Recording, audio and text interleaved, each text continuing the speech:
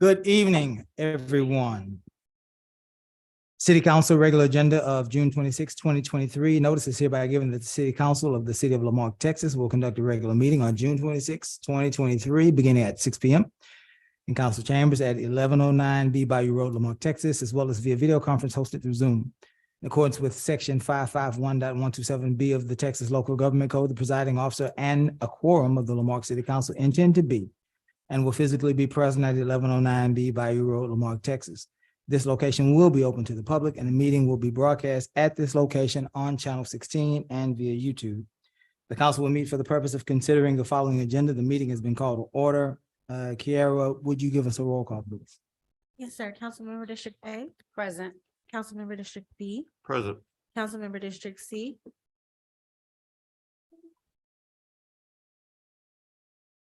Councilmember District C, are you with us?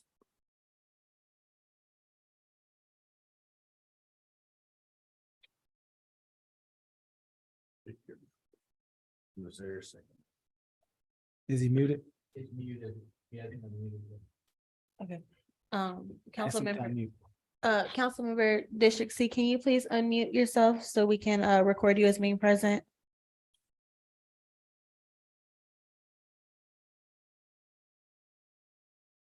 Move forward, Kiara. Okay, and Councilmember District D Present. and Mayor, Present. thank you. Councilmember Carlson. If you can hear me, please wave. Councilmember Carlson, if you can hear me, please wave. Let's move forward. We're going to have now our invocation and pledge. Kiara, could you reach out to him to let him know he's muted? Thank you.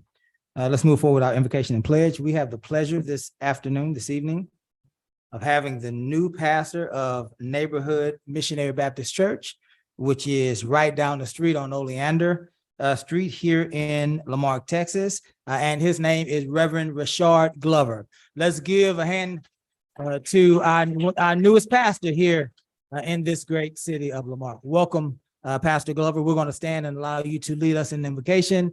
Mr. Ross, would you then lead us in the Let us bow for a word of prayer. God, we first thank you for all that you do for us and all that you have done thus far. God, we come to you acknowledging that we have done wrong against you and done wrong against your people, God. So we ask for your first forgiveness for the sins that we have committed, God. We thank you, God, for this meeting, God. We thank you, God, for the things that will be discussed in this meeting, God. We ask, God, that you will give clarity and understanding, God, for the things, Lord, that you will have to be discussed in this meeting, God. We thank you for the matters of the city, God, that means so much to us, God. And we thank you, God, that you're going to give us strength and understanding, God, to be able to acknowledge those things, God. And we thank you, God, for the unity that's in this room, God. We put away differences, God, and we lift up the betterment of your people, God. We thank you for everything that you shall do in this place, God. In the name of Jesus, we pray, amen. Amen. Pledge allegiance to the flag of the United States of America, and to the republic for which it stands, one nation, under God, indivisible, with liberty and justice for all. All right. Let's see, we're at presentations, and I believe, Caesar, we have one. Is that right? That's correct.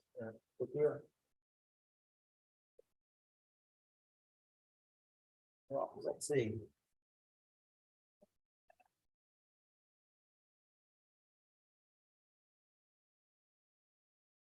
This proclamation is to honor and recognize Parks and Recreation Month. So the members of the Parks Board, Parks and Recreation Department, when you are volunteer paid staff, if you're here to receive this award, you may come forward.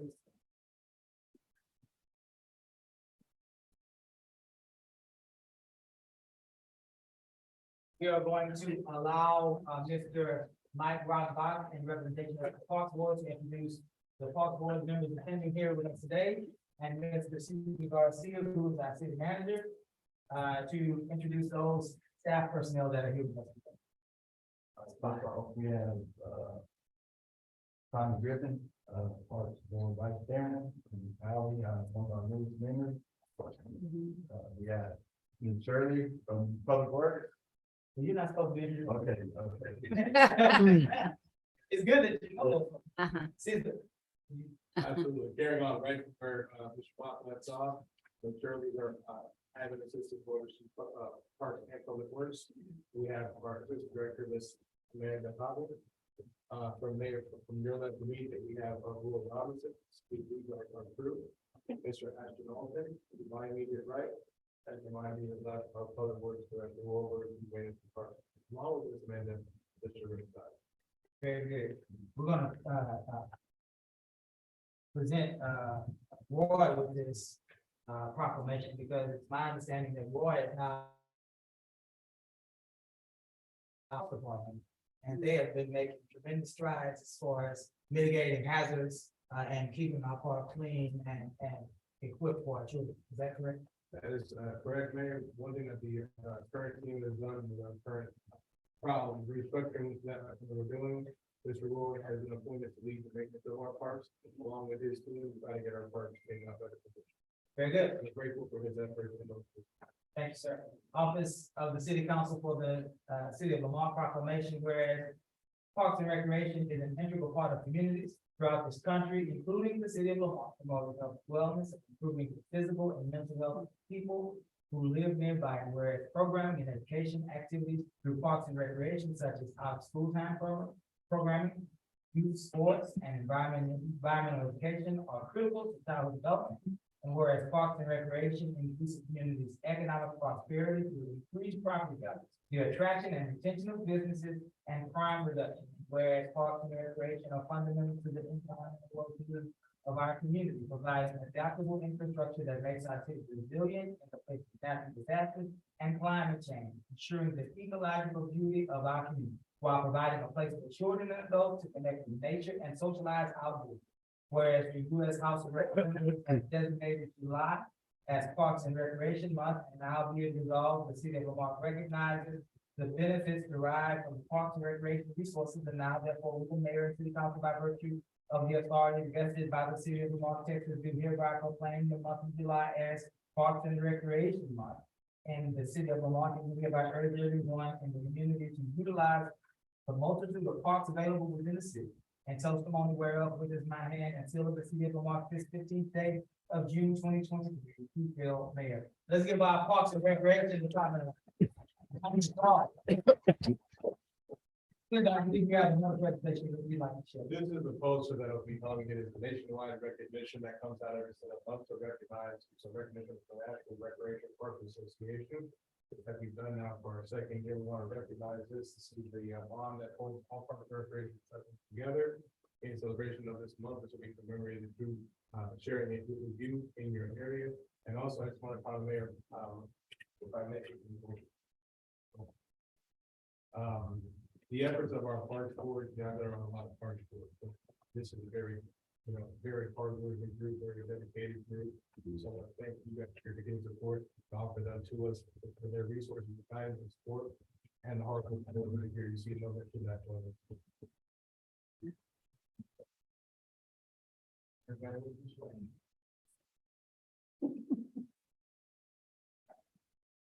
Thank you, guys. You're right.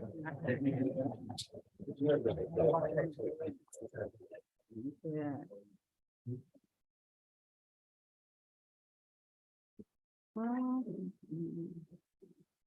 All right.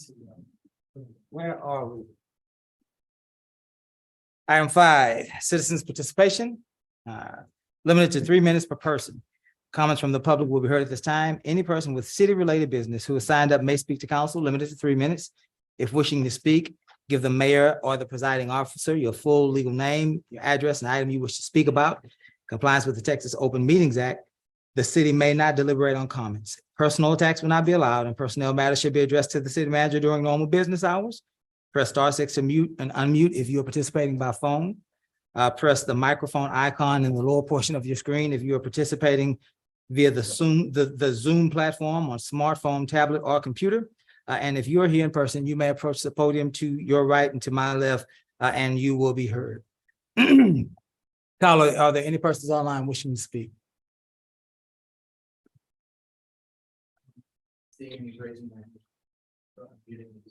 Did want to acknowledge that Councilman Carlson is here and he is able to hear. Councilman Carlson, can you hear us? Yes, sir. Sorry about technical difficulties. Yes, sir. Can you give us your address, please? Address is 208 Washington Street, Mosier, Oregon, sir. Let the record reflect that Councilmember Carlson is officially joined at 6:11. Are there any persons, excuse me, Kyle, that are wishing to speak online?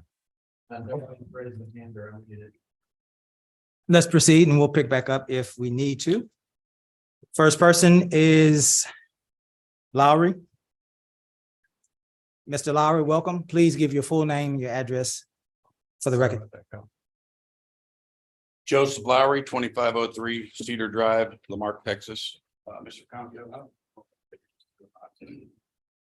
Follow along. Okay, thanks. This is more for the public. If I speak to council, I believe it'll, for the most part, fall on deaf ears. Mr.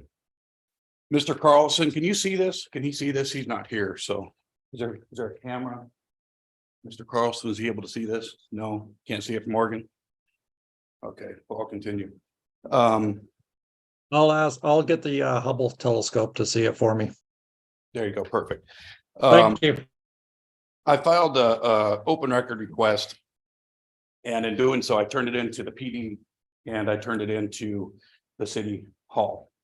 Now the police department did the right job. They followed protocol and answered the open record request. The city, however, the most non-transparent city in the county, sent it to their legal team, Olson and Olson, who in my opinion committed fraud. This is what Olson and Olson gave us. Wrong, fraud, we paid for this. And this is what the PD gave us. So it appears to me that we're using a law firm to violate civil rights and we're paying them to do it. In my opinion, that's fraud. And I would greatly appreciate it if Mr. Compion, Mr. Ross, if you guys would look into that. Thank you. Thank you, Joseph. Robert Mitchich. Welcome, Robert. Name and address for the record, please.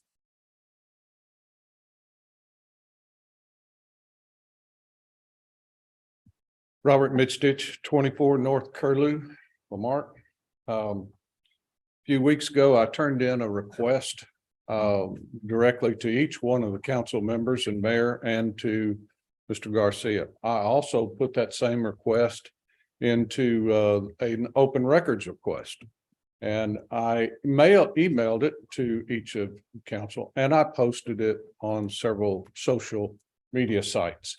And it was requesting a breakdown of our existing debt in bonds and any other debt instrument. I'm not talking about litigation costs or department heads or anything else that Susie Koo has put into the debt service. I'm just talking about the things that we have annual or biannual payments on that we have to make. And that information has not been updated since 21. And I don't know how you can go into a budget session and you don't have this information. How do you turn in the correct information when you're sending things over to the county to help fill out those records and set your tax rate? That's been your problem all along, is the manipulation of that tax rate. But the problem, one of the problems I have with that on the social media, Mr. Carlson, before you put a laughing face on something, you should think about that. The public sees that. They are not amused with your laughing face. As a city council person, when a legitimate request for data that is needed by council and you laugh about it, and this council does nothing, doesn't even request that he withdraws or nothing. You've got elections coming up next year and the public is looking at y'all and they're looking at your inaction. It's like you support it.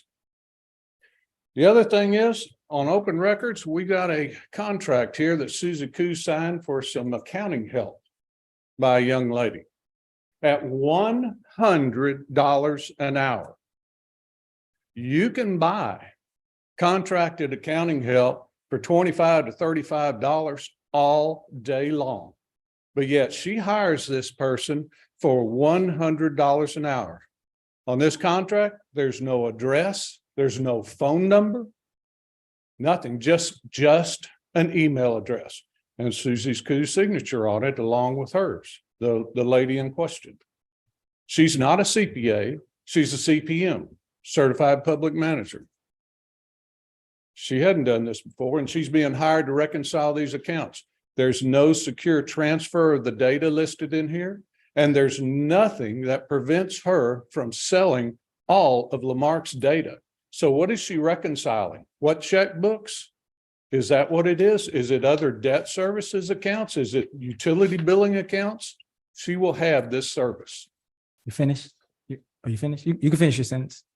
Well, my point is, why would anybody sign a contract like this for $100? And it brings the question is, who knows this lady? Who is she friends with or related that would do this? That's what I've got. If you haven't got a copy of it, I have a couple of copies, and you're welcome to them. Thank you, Robert.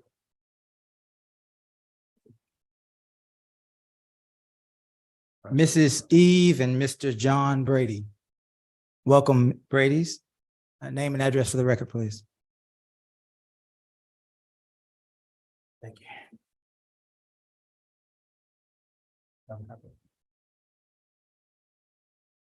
Hello, my name is John Brady. I reside at 1115 Voltage Street. I've been a resident of Lamarque for 24 years. I live down at the end of the street next to the lift station that's given us all so much trouble this year. I have made phone calls, emails, pictures about the road. There is a 1-foot buckle of asphalt through the middle of the road. I believe you've seen it, Mr. Garcia. Okay. I was called last week in Kerrville, Texas, at my brother's funeral, telling me the road was repaired. Nothing. Somebody's lying to you people. This road has been gravel for 20 years before I finally got it paved. They scraped it, put 2 inches of asphalt with it. 6 months, the grass grew through it. It crumbled up. Now we've got trash trucks running through there. My poor wife can't even get her car out of the driveway. Daily, people hit this high spot in the road. I'm surprised you haven't seen lawsuits yet. I have pictures for you. I'll start with you, Mr. Garcia. My second issue is the ditches. I see the city of Lamarque tractors come behind my house and mow the Hitchcock side that's nice and flat. They don't mow the ditch. They don't mow up to my property. The ditch across me has not been mowed in over 2 years. This is pathetic, guys. Nobody's listening. Nobody's watching. Everybody wants to work from their chair. Go check on your people. There was a man, there's 2 of y'all that came to see me. One of them came out last week and was shocked, told me he'd been lied to, that it was repaired. Enough is enough. I mow 500 feet of street for the city. I have been for 24 years. It's time the city takes care of the west side of Lamarque. Thank you. Thank you, Mr. Brady. Kyle, did we find anyone wishing to speak online? Very good. Let's move forward now to item 6, public hearings. Conduct a public hearing to hear public input on 6.1 ordinance number letter O -2023-0004, amending the fiscal year 2021-2022 budget for various funds expenditures by decreasing various funds and fund balances, increasing certain expenditures to individual budget accounts in the various funds, and increasing certain revenues in various funds as set forth in Exhibit A. This is a public hearing, and so we will close the regular meeting at, 6:21. and we will open our public hearing at 6:21. Are there any persons in the audience or online wishing to speak to item 6.1? Yes, sir, Mr. Mishich. Please come forward. Name and address for the record.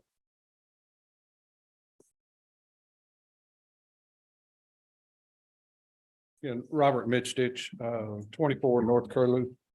Um, when you look at Exhibit A on this, and this is one of the things that was expressed actually by Mr. Compion and Ms. McCullough on her last meeting.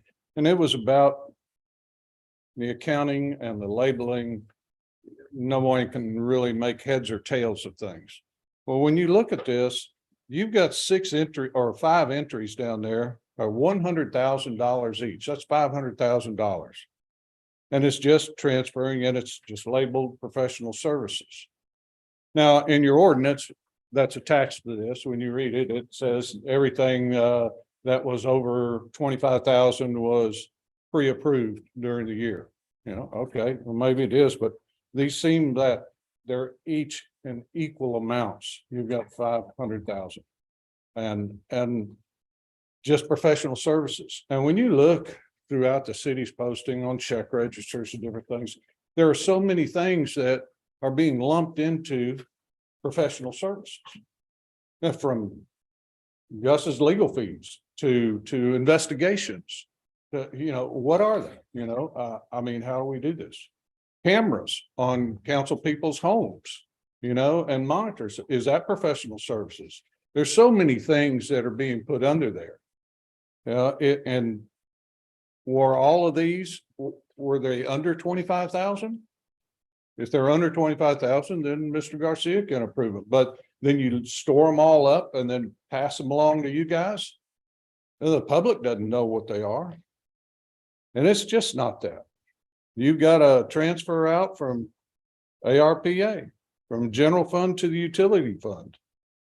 And then you've got another one for the utilities. But those are over $2 million each on the ARPA transfers. You don't get enough explanation on these. And you guys, if it wasn't for this, for me coming up here and say it, y'all just rubber stamp it and go on with it. So no one can track your finances.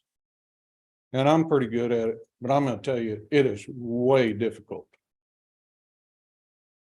Need to make some changes. Thank you, Robert. Any other persons wishing to speak to item 6.1? One more time. Any other persons wishing to speak to item 6.1? We will close this public hearing at 6:24. and reopen our regularly scheduled meeting at 6:24. And we will move now to item 7.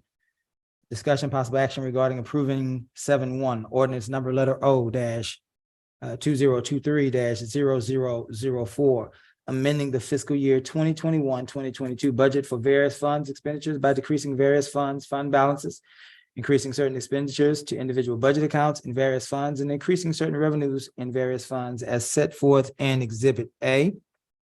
I will entertain a motion.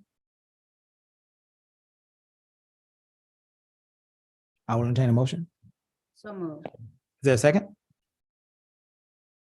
Second. There's a motion and a second on the floor. Let's discuss. Who wants to go first? I Mr. want to bring, oh, sorry. Go ahead, Michael. I believe what Mr. Mitchell was talking about, that was the PID sections 1 through 4, correct? 1 through 5? Yes. For that 100,000 each. I believe so.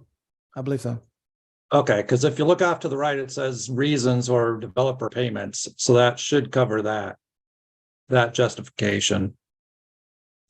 That was the only thing I want to comment on. Thank you, Michael. Joe, did you want to? Yes, sir. Yes, sir. I had a chance to go over this after our last meeting, and I know, is Susie on? No, we have a representative here from finance, and I'm prepared to answer any questions as well. Okay. Well, I go back to this. This is what kept bothering me because I've dealt with budgets both in the for-profit world and in the nonprofit world. The for-profit world, with our obligations, and I was a franchisor, and I had FTC obligations and annual audits. What keeps bothering me is that this is a transfer for fiscal year 21-22. We're 8 months into this 22-23 fiscal year. In the for-profit world, there would have been a hard stop in terms of expenditures from that particular budget year. And that's number one. But more importantly, when I look at this, what we're really doing is, if I understand this properly, we're taking monies from the reserve. We're not touching monies that we've allocated for the 22-23 budget year. And maybe we are. Maybe we are. But and if that's the case, then that's really disturbing to hear, because we allocated that by agreement for the 22-23 budget year. And so number one, I have a problem with now 8 months later going and making these amendments. Number two, I'm not clear on this, Mayor and Council. This item for the CDBG grant, which is labeled as the Mitigation Harvey Grant proceeds for $3,146,211. And I'm not sure if that's the recent award. Is that the recent award, or is it a different one? This was prior to that. This was prior to that. Yes, So that award occurred during the 21-22 fiscal year? The award of the funds did, yes, sir. And what was the, and mind you, the 21-22 fiscal year, I don't recall a discussion about that there. Maybe you do, I don't recall this. And I'll have to go through it back and pull up my other books, but can you help me? And what was the reason for us to spend that money? What's the project? Those are tied to the three big Harvey mitigation projects that we've had, the three big CDBG related projects. So any costs incurred for that in engineering preparation, pre-construction bidding, grant professional service, grant admin professional services that were approved the previous fiscal year before that. So this is referring to the first GLO award. Yes, sir. This is referencing that, Yes, sir. but this is just a portion of it. Yes, sir. Okay, so is this portion in any way tied to another agenda item here where we are actually in the last agenda, didn't we reject the bids that came in? Some of the bids that came in right now for the first two projects that have gone out to bid with the bid packages, the first two have come severely overbid. The first one, although it was over budget, we brought to you for assistance to try to get the Mary Melody area, the Westline project started.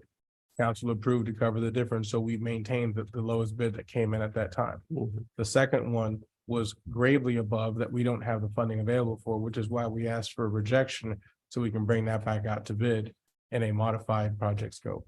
That is still acceptable by the funding agency to still get some of that work done. Okay, so just in summary, I have this concern that we work on a budget, that we're asking to amend the budget of 21-22, 8 months into the current budget year. Mhm.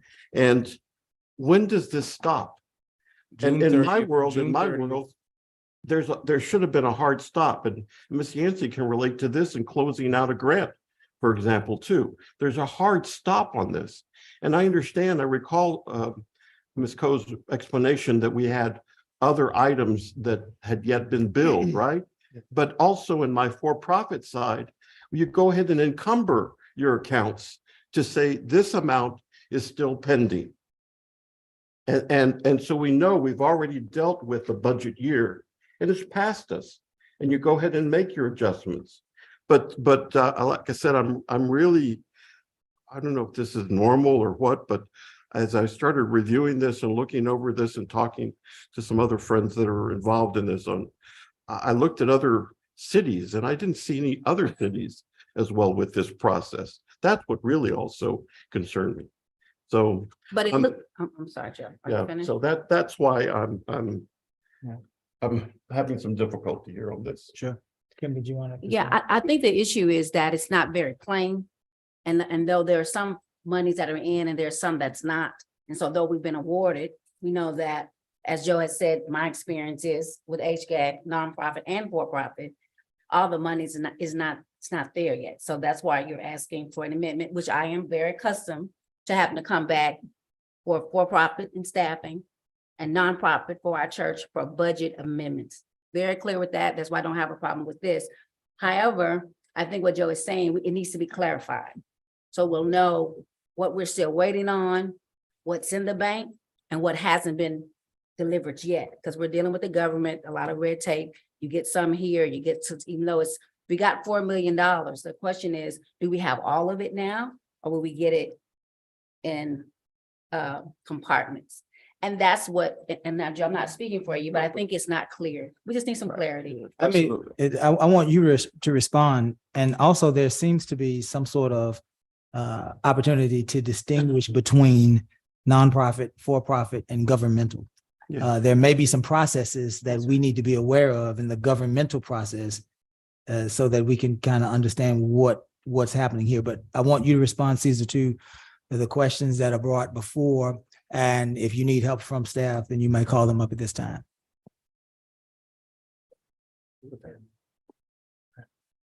Is Michael, is that Michael? Yeah. Councilman Carlson, you can speak. Okay, the only thing, Joe, to your point, I understand what you're getting at, but if you also look at it talk about COVID supplies too, from who knows when. But I also understand too, from Ms. Yancey's aspect, I mean, it's the government. You don't get everything all at once. So sometimes you can't do a hard stop like you want. I mean, coming out of the federal, I mean, Mr. Ross knows this too in the military. I mean, sometimes things don't happen, so we don't get it all budgeted at the same time. So that, to me, that's just my point, that we're also looking at COVID supplies too on there. So anything could happen. Did you want to respond? Certainly. Okay. And obviously duly noted, the profit sector, the nonprofit sector are all have their own guidelines. Some have 90 days after a fiscal year ends, some have a year after it ends. Our general practice in government that we like to say to is before the 9-month mark. Obviously, we're actually shooting for 8 months. So as you mentioned, 8 months into it, our internal deadline to try to wrap up the audit, which this is pretty much the last thing for us to wrap up, is to get this done within the eighth month mark, which is technically June 30th, which is later on this week. So we've had this all along. We would have been done one meeting prior had we not come back and had those last few expenses that were found during the audit, that we said, you know what, those aren't rightfully expenses that should be tagged to the previous year and not this year. These are all expenses that have been encumbered within those years. And to that point, some of the things that were said, a lot of these items that are on here, if you look at when some of these perils occurred, specifically under the disaster fund, these are funds that have gone in a governmental setting, take time. So for example, FEMA will probably not give you your money until 18 months afterwards, right? So that's why some of these things are shown as such. Those funds come in. If you notice everything that's on here from expenditure to actual revenue, all of those numbers match. All those numbers are there, and it's as clear as we can make it. Now, can we make this a little bit easier to read? Wholeheartedly, I noted that. That's something that we could work on to do. But this inclination, like, for example, the ARPA funds that are in there, that's the exact amount we were given, divided in those two funds, because some of the projects that we are entertaining and looking at to bring you forward, some of them are on the general fund side, some of them are on the utility side. So at present time, that's how we're separating those funds. And that was from direction that was given to us during the last budget year, right? The last time we sat here, we said the disaster fund, we want to split as such. This is that action doing so. If we did this every single time that we had a budget amendment for any kind, anytime that something is skewed incorrectly or put in one account should have been another, we'd be coming to you this many times. Instead, at the end of the wrap up of the fiscal year, when the closure occurs, this is the cleanest way to do it. Ideally, I would love to get this down to 6 months. In the past, according to what we've done, we've gone as long as 9, 10, 11 months before we've done that. We're working on streamlining that process, which is why we're bringing to you before the 8-month mark. Go ahead, Jim. Mr. Garcia, and I want to tag along what Councilperson Yancey was saying. This is not a clean report. This report, first of all, when I brought it up last time, ARPA, the funds, I don't understand why they even appeared on this amendment. They should have just been, and you said something that I was not aware of. We have, is it not true that we have not authorized any expenditure of the ARPA dollars? We have not authorized any expenditures yet of the ARPA dollars. And none have been spent, correct? None have been spent yet. No, And sir. so you just said though, and you just said that we agreed to split those into two accounts. I don't recall that. During the even know last what you mean budget, by that. during the last budget cycle, we were asked to not keep those funds in the disaster fund. We were told we needed to move those accordingly, as was the direction I was given from here from this dais. If I'm not mistaken, and if I'm wrong, it could have been yourself or Councilman Carlson, you guys gave us that direction to do so. Here, in this fiscal year that just passed, is when we did that. If any activity takes place after the end of fiscal year, this is our way of actually doing so, of actually documenting, bringing everything forward to you. Every last expense that occurred. I guess I'm a simple guy when it comes to numbers. That was not my major or anything else. But in my world, I would have put those separate fund, not even bring them into, it's a fund that's available there that has not been spent. And we're muddying this report, and to others, they see all these monies, and God knows what, we all see them, and what God knows how they're being spent. And so, as I said, I do hope that we strive to end and put a hard stop on our fiscal year. That's interesting to me that we're going 8 months after into the next budget cycle. And I would like, as the mayor said, perhaps there is a learning opportunity for all of us in terms of government and these. But I will say, I was looking for something similar to other cities, and I didn't see anything as substantial as this at this time period, by the way. I've seen it before, but I didn't see it at this time period. So with that said, I'm uncomfortable. That's all my comment here on this. Thank you, Joe. Thank you, sir. James.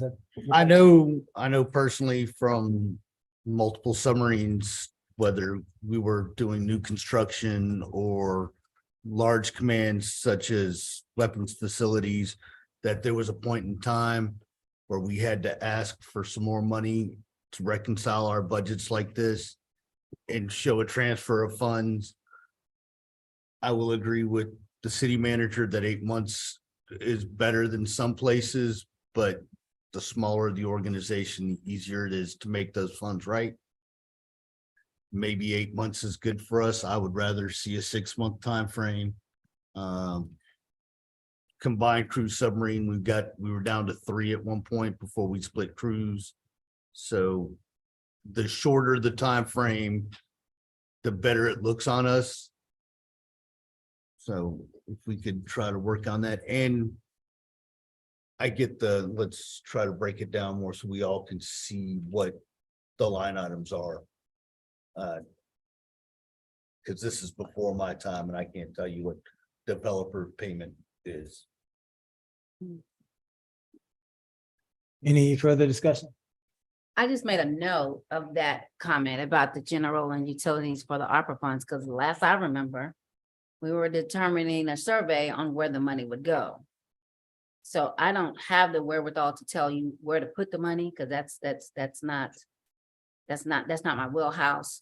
So I just made a note that that's something we may want to look at so that we can have clarity. So when my constituents call me, I can say, this is why it's been placed here. That's why it's been, because I know it has to be somewhere. But what you're talking about is for where it can sit and yield us an interest, a better interest. I don't know. But I wrote it down because that was, I'm like Joe, that was a little alarming. But if you could give us some clarity on that in a way that lay people, that, we don't do that every day, so that we can articulate that to our constituency in an intelligent manner. Absolutely. Are we under a time crunch for this to be passed? In order for us to meet our 8-month time span. June 30th would be our hopes. We don't have any meetings currently scheduled between now and then. So ideally, we would like to pass this. This is one of those time sensitive items that we want to get done so we can complete the audit as well. This is part of the completion of the audit. And who put the June 30th timeline? Is that something that we placed on ourselves, or is it? As far as the audit, Ms. Quincy, if you can, do you mind, is our audit not usually done within the first 8-month time span? Ma'am, sorry about this, but could you come forward? We need to make sure that your comments, especially that you're representing the city, that they're on record. So if we can get you to speak into the microphone. Sorry about that. Yes, normally we try to get the audit done within a certain time frame. Hopefully it would be done in a 6 months time, but it just depends on what's going on, so. So if the council, so that they can get a more itemized list of this, if they elect to move an act in the first meeting in July, would that cause any issues for our process other than we would miss our own deadline? I would have to ask Susie that question. I don't want to speak for it, not knowing all of the details on what was discussed with them originally to get that time frame done. Council, thank you. Does anybody have any further questions or comments? Yes, Mayor, I understand that we're under a time crunch. I'd rather us meet our obligations Okay, for purposes of the audit. And then I'll vote whatever way I'm going to vote. Okay. very good. If there's no further discussion, let's call this vote. All those in favor say aye. Aye. Any opposed? Nay. Item 8, resolutions. Unless otherwise specified, the city manager is authorized to execute all necessary documents upon final approval by the city attorney. 8.1, resolution number letter R-2023-0041, rejecting all bids for sanitary sewer inflow and infiltration reduction project. Caesar. Thank you, Mayor. As Rick approaches the podium, this is the item where we're rejecting all of the this project, specifically D208. As you remember, we were awarded 3 different grants to the GLO. This one is specifically to address our inflow and infiltration that we like to call I&I, which is essentially, you know what, let me let Rick in more layman terms. Go ahead, Rick. Well, the project is the I&I reduction project, which is manhole and lining of sanitary sewer projects. Unfortunately, the bids came in about $2.2 million higher than what we have for construction costs from the grant program. So what we need council to do in order to meet expectations and requirements from GLO is basically reject all bids that were submitted. Those bids were provided to you as an attachment. These 3 bids received. The lowest bid was $8,236,117.92. The next lowest bid was $12,130,550.26. There was one other bid at 13 million. What the GLO requires is for city council, the city to reject all those bids at this point in time. We are rebidding this project. Attico is basically reducing the amount of work in the base bid. We are adding everything back in there as add alternates. It gives us some options to be able to do additional work on this project. If we can come up with funding to do that work right now, certainly we don't have the funding to cover the difference in the bids as submitted. The recommendation from Public Works and from the manager and from Attico, our city engineers, to reject all these bids. And then we'll move forward with a new bidding process. The new bids will come out July 5th, the advertisements for the bids.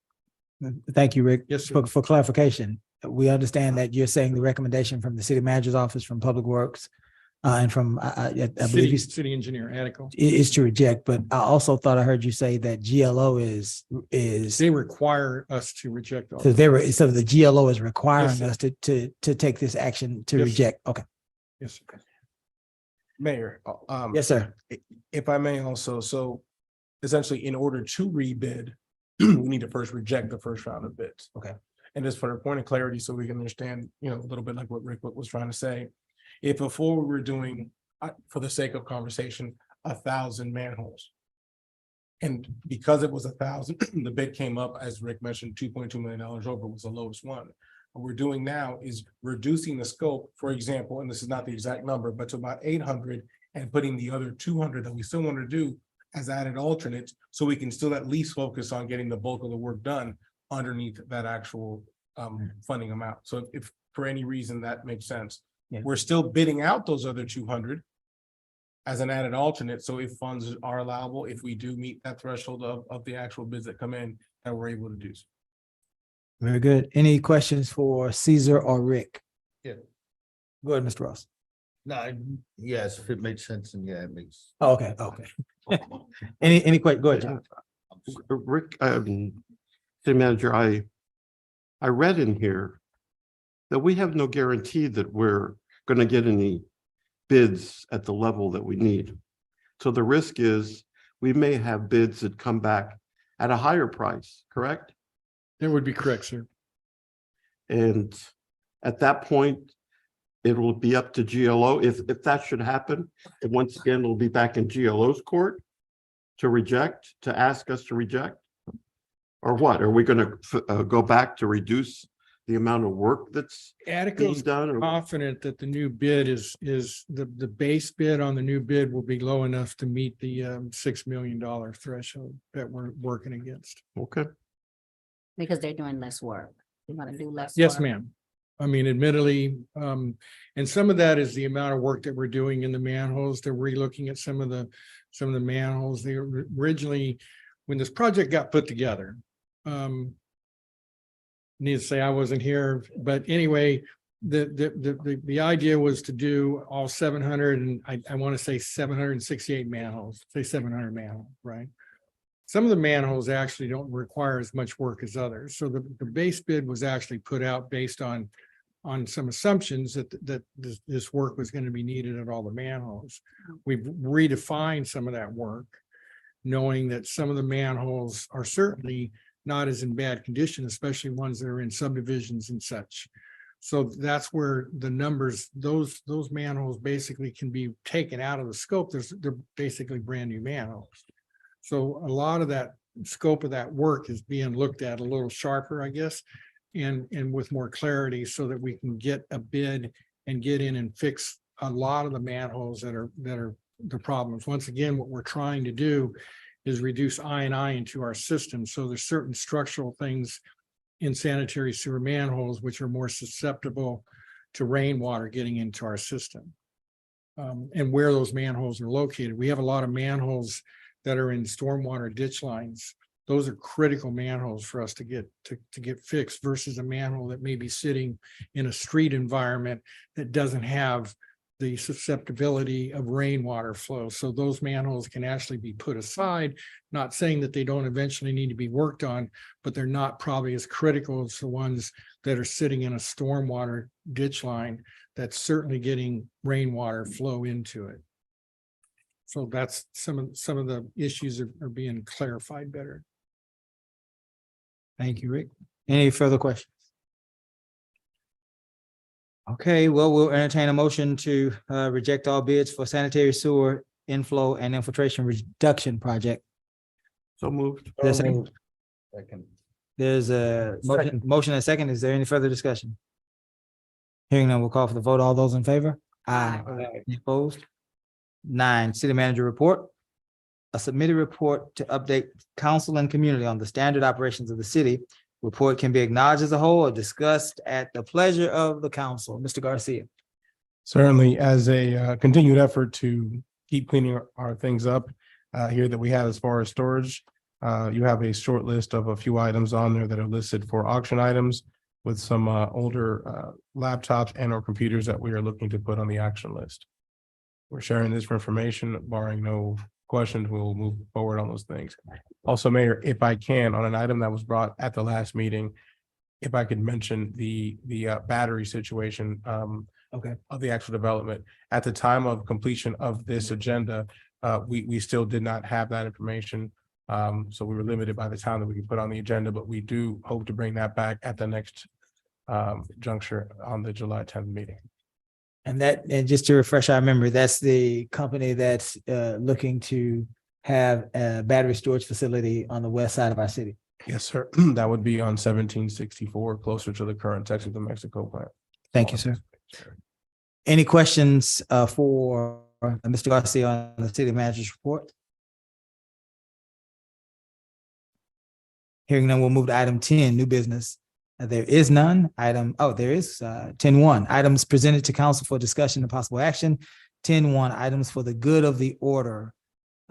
Let's allow Mr. Ross to go first. I believe he has some exciting news for us. So I got a bunch to say. I want to thank the Parks Board for asking me to come out and cook hot dogs for their fishing and kayaking event. I had a lot of fun, even though they got me on the water and I almost fell in, but I saved myself.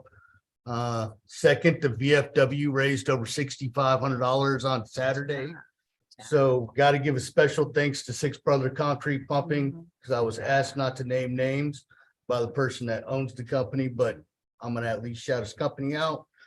Getting Sauce, they put on some great food for us, and their spice company that I'm about to butcher, Enfuago Lento out of Pasadena.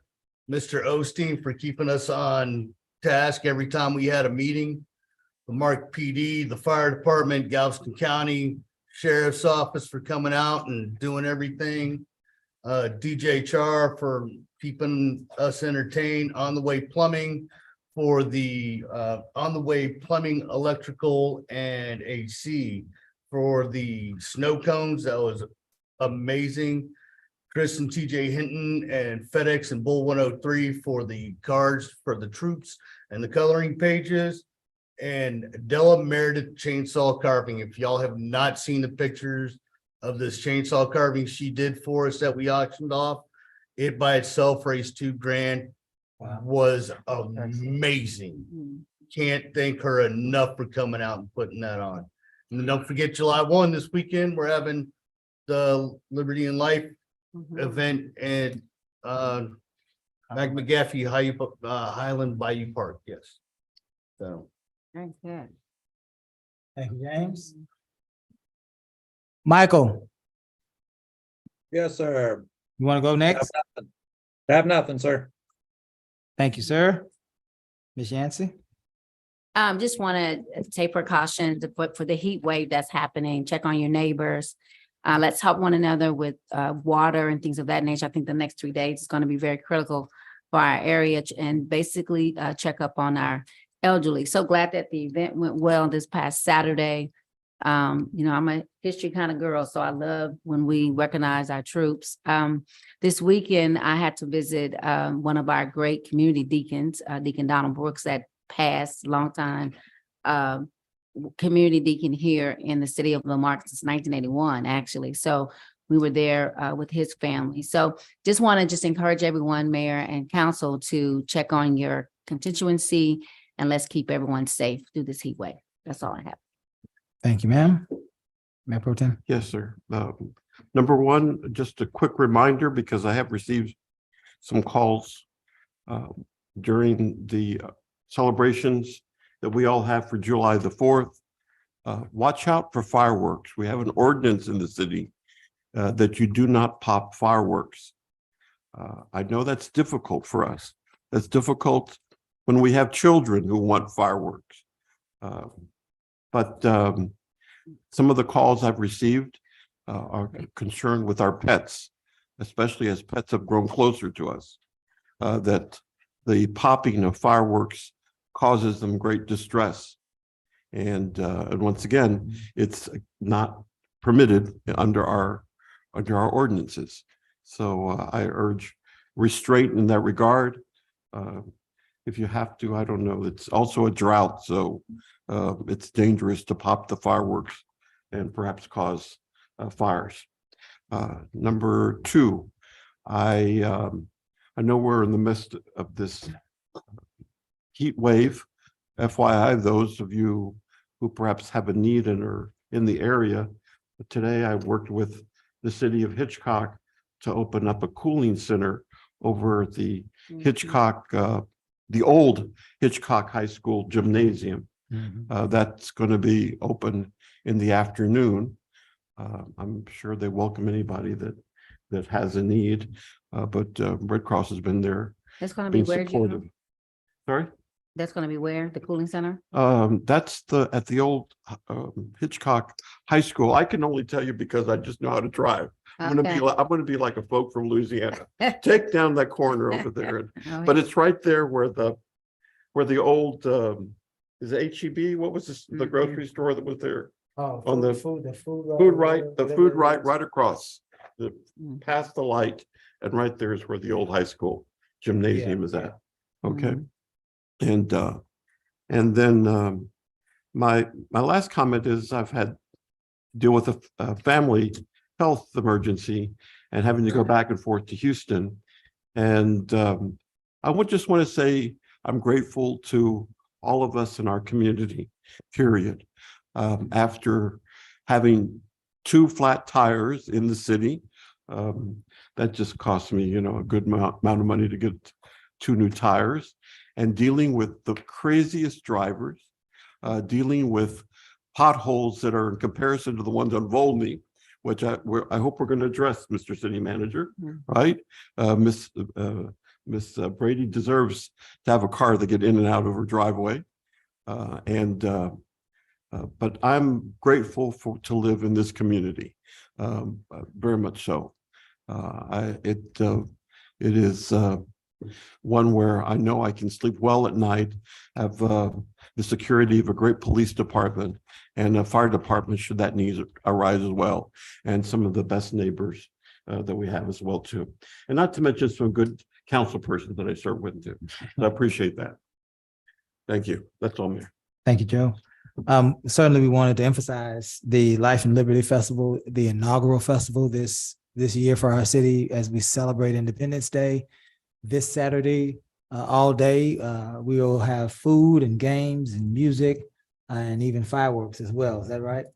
That is correct, Mayor. The event starts at 9 a.m. with the Kids Fish. There's a lot of festivities planned throughout the day, including a car show midday, kite flying exhibitions, a kids zone, DJ, music, just a good old, gathering of folks of all types for us to be out there and have a really good time. The event does culminate with a fireworks show. So to that point, if anybody would like to see some fireworks, we'll be having a fireworks show at 9 p.m. For all those in attendance to enjoy. Very good. We are certainly under a heat advisory, and so perhaps we might not all be able to stay all day, but if we can get by as a community to show our support, that would be a wonderful, wonderful thing. We will also have cooling stations. We're being prepared. We're making modifications to have cooling stations and water stations. Thank you. Thank you. Caesar, I'd like for you to, in your comments, to give us the latest update on the water supply issue that happened over the weekend so that we can be aware as council and we can allow our community to be aware, those that are tuned in today. Lastly, I certainly want to congratulate you, Mr. Garcia, because I believe it is your graduation from your certified public managers course. Is that correct? Yes, sir. I had the privilege of having your support to take that course. I have finished the course and I was in Austin graduating, not this Friday, but the previous Friday. So we had the opportunity to complete the program, and now I'm recognized by the state of Texas as a certified public manager. Very good. Very good. We wanted to acknowledge your accomplishments Thank you, Mayor. here Appreciate within it. our city. Lastly, though, I did forget. I wanted to tell Councilmember Ross that I appreciate him and I appreciate the energy that you have come to council with and the community organizing efforts that you've done. So it looks like you are making progress over in your district and in the city throughout. So kudos to you. You hit the ground. You truly did hit the ground running this year. So we want to encourage you to continue on. There's nothing further from council. We'll ask the city manager to give us our closing comments and then we'll dismiss. Yes, Mayor, thank you so much. You already touched on the Life and Liberty event. We're working hard to make final preparations, but I did want to comment on the situation with our water and our water pressure. As we know, the system, as we mentioned, We are going through a drought. There is a lot of emphasis that is being brought forward on the actual water system. I see Rick's on here joining us as well. Simply, we don't go into a boil water notice until we go under 20 PSI. That's the only time that we need to do so. Luckily, we did not drop below that in any of our sensors that we actually had.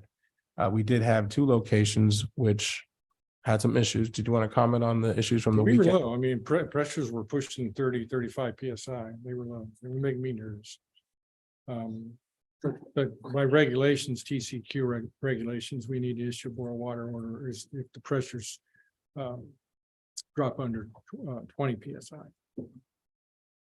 And in all of our readings that we had at all of our tanks and in our intakes from Gulf Coast, we were not that low.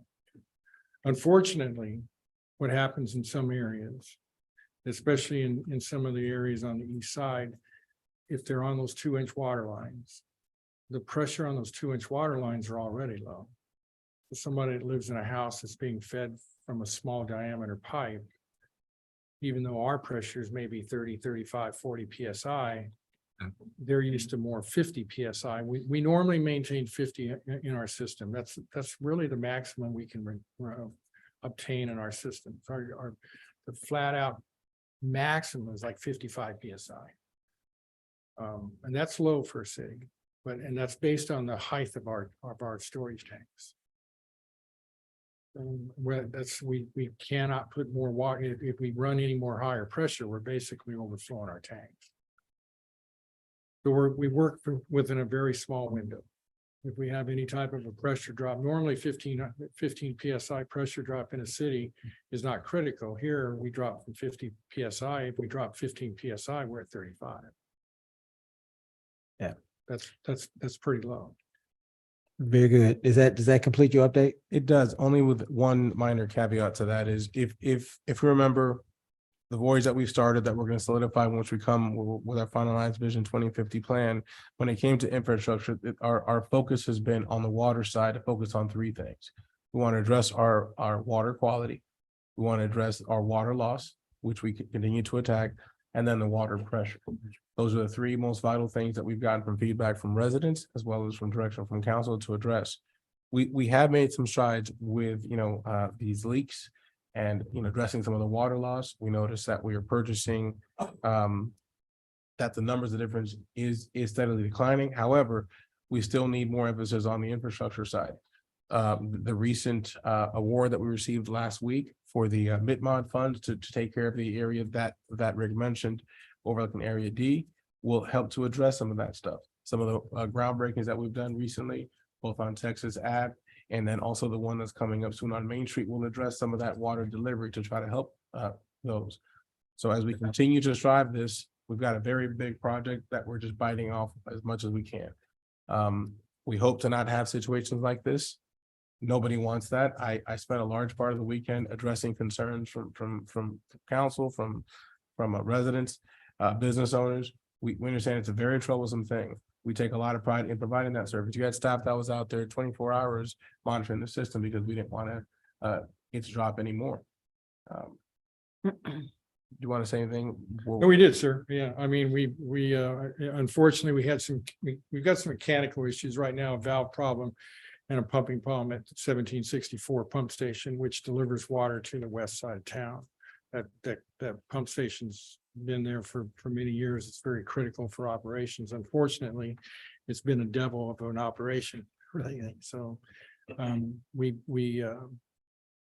got a contractor replacing drive, what we call variable frequency drives. We've covered that in some previous discussions with you all, but it's just a process of trying to get that equipment back in service and get everything running as it should. And right now we're not there. And we're working through the contractor with that. Engineering is working with us. We made some major changes with that system over there because it was my opinion that we didn't want to just reinstall equipment without ensuring that the problem won't happen again. So that's my commitment to you all, that if we're going to work on something, we're going to do it right, where it's not going to blow up again without proper surge protection and everything on those lines. And having that electrical power, we've double checked that generator service. But it's a critical facility. If it goes down, it can cause problems.